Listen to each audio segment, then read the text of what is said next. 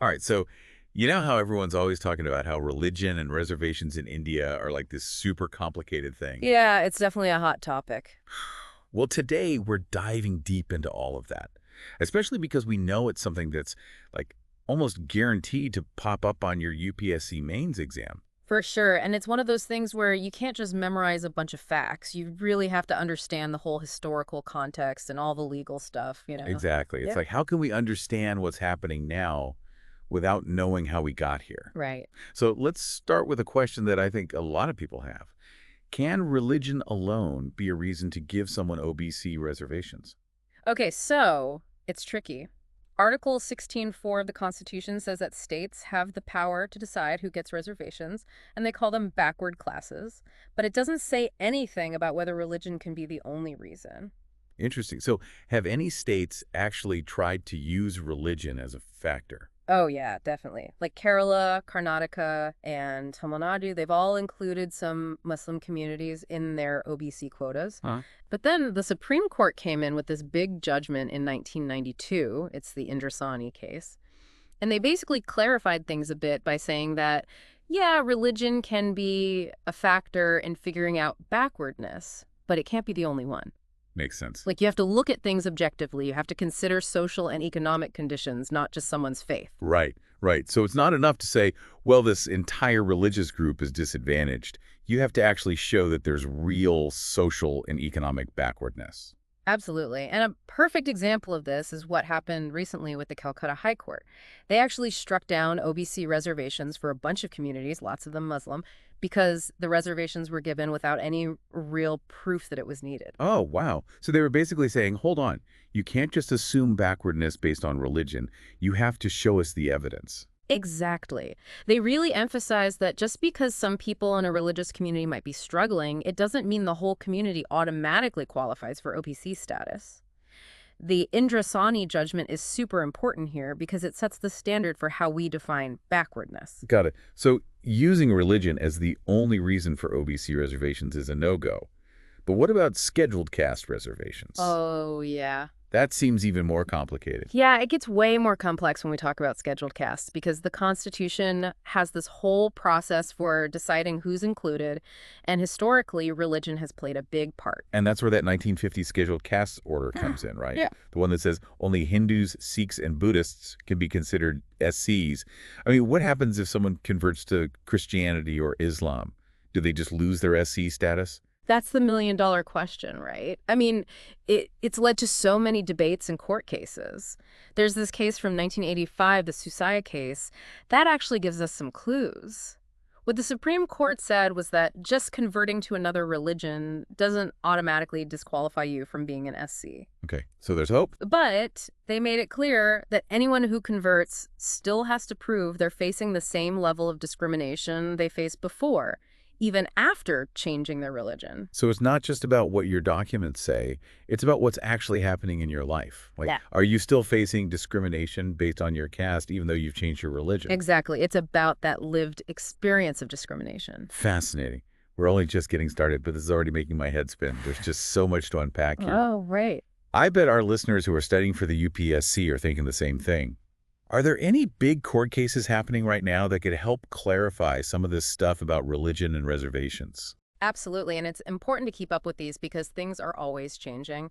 One major case is the Ghazi Sadudin case, which is directly challenging that 1950 scheduled caste order we were talking about. Mm. They're basically asking the Supreme Court to get rid of the religious restrictions in that order completely. Wow, so that means someone of any religion could potentially be eligible for SC benefits if the court sides with Ghazi Sadudin. It's a real possibility, and it would have huge consequences. And then there's the KG Balakrishnan Commission, which is specifically looking into whether people who convert to other religions should keep their SC status. Whatever they decide is going to be really important for shaping future policies. So we've got these two big cases focusing on scheduled castes. What about OBC reservations for entire religious groups? Is that something that's being debated in the courts too? For sure. A really good example is what the Andhra Pradesh government tried to do back in 2005. They wanted to give 5% OBC reservations to Muslims, but the High Court shut it down. They said the government didn't do a good enough job of showing that Muslims, as a whole, were backward enough to qualify. Now, that case is with the Supreme Court, and their decision will be a major turning point in how we approach OBC reservations for religious communities. Wow, this is complicated. It's like a giant puzzle with all these legal precedents and ongoing debates. It really is. You have to really consider all the different viewpoints and understand the laws, but that's exactly the kind of thinking that will help you stand out in your UPSC mains exam. Before we go any further, quick reminder for our listeners, if you're finding this deep dive helpful, hit that like button and subscribe to our channel for more UPSC-focused content. We've got your back. It's a lot to take in, right? Like this whole thing with religion and reservations, it touches on so many important parts of Indian society. It really does.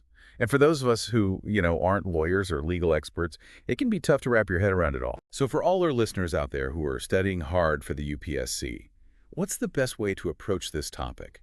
How can they really get a handle on it for the exam? Well, the first thing is to be really clear on what the Constitution actually says about reservations and how the Supreme Court has interpreted it over the years. Like those landmark judgments we mentioned, like Indrasani and Susai, those are must-reads. So it's not just about knowing which articles say what. It's about understanding how those articles have actually played out in real life through those big court cases. Exactly. And it's also really important to be able to talk about both sides of the argument. You can't just give a one-sided opinion. The people grading the exams are looking for answers that show you've thought about all the angles and all the nuances. Yeah, they want to see that you can analyze, not just regurgitate facts. Exactly. And being able to bring in specific examples like citing cases and commission reports will really show that you've got a deeper understanding, and that can earn you some bonus points. This is all great advice. Anything else our future bureaucrats should keep in mind? I'd say keep an eye on those pending Supreme Court cases we talked about, the Ghazi Saduddin case and that Andhra Pradesh case about Muslim reservations, because the decisions in those cases are going to have a huge impact on how this whole debate plays out in the future. It's an area of law that's constantly changing, so you got to stay updated. It's not just about laws and court cases, though, is it? It's about real people's lives. Like, these policies directly affect people's access to education, jobs, even political representation. Absolutely. Understanding how these legal and political decisions actually affect people on the ground, that's what makes you an effective and compassionate administrator. So true. Okay, before we let everyone go, I want to give our listeners a little something to think about. We spent a lot of time talking about the legal side of things, but what about the ethics? Imagine you're the one in charge of creating a reservation policy. How would you balance all these different values like fairness, equality, and social justice? What things would you prioritize? And how would you make sure the policy is actually effective and fair? That's a tough one. It really gets to the heart of what it means to govern a country as diverse and complex as India.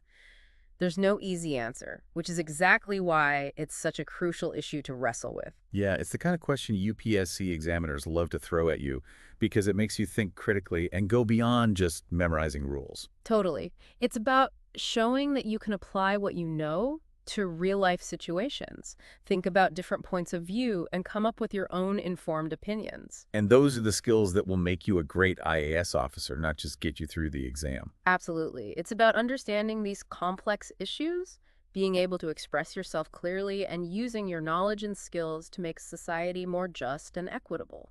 It really makes you think, doesn't it? Right. Like this whole topic, it forces you to think about what really matters, What are the values that shape India as a nation? Yeah, for sure. And, as you go through this whole UPSC journey, don't forget that this isn't static. It's not like set in stone, this whole issue with religion and reservations. It's always changing. Right. Like new cases pop up, new commissions are formed. People are always debating it. Exactly. So you always have to be on top of it, especially if you want to be the one making policy someday. Yeah, what might be settled today could be totally up in the air tomorrow. Wild, right. That's what keeps it interesting, though challenging. You really got to think critically about how our democracy works and how we balance individual rights with, like, the greater good, Yeah, it's not just about memorizing stuff for the exam. Right. It's about understanding the bigger picture and how it plays out in real life, which is what the UPSC is all about anyway. 100%. And if you can explain your thoughts clearly and convincingly in writing and in discussions, that's a skill that will help you throughout your career, not just in the exam. Okay, so for all our listeners out there getting ready for the mains, our advice is don't be afraid of the hard questions. Embrace the complexity, look at it from all sides, and form your own opinions. That's what makes a well-rounded IAS officer. Well said. And who knows? Maybe someone listening right now will be the one who comes up with a solution that works for everyone and creates a more just and fair society. Wouldn't that be amazing? To be able to say, I was part of the generation that solved this? That's what knowledge can do, and that's why we're here. We want to give you the tools, future leaders of India, to really make a difference. That's a great place to wrap things up, I think. We've explored the history, the laws, the ongoing debates, and even talk about the ethical questions around religion and reservations in India. Lots of ground covered today. Hopefully you're feeling more ready to tackle this topic on your UPSC Mains exam. We know it's a lot to process. This is a complex issue, and it takes time to really understand it all. Keep learning, keep asking those tough questions, and keep talking about it. And hey, if you enjoyed this deep dive, don't forget to like and subscribe to our channel for more UPSC content. We have tons of other deep dives planned covering all sorts of topics that will help you ace those exams. Until next time, keep learning and keep that dedication to public service alive. We're here to support you every step of the way.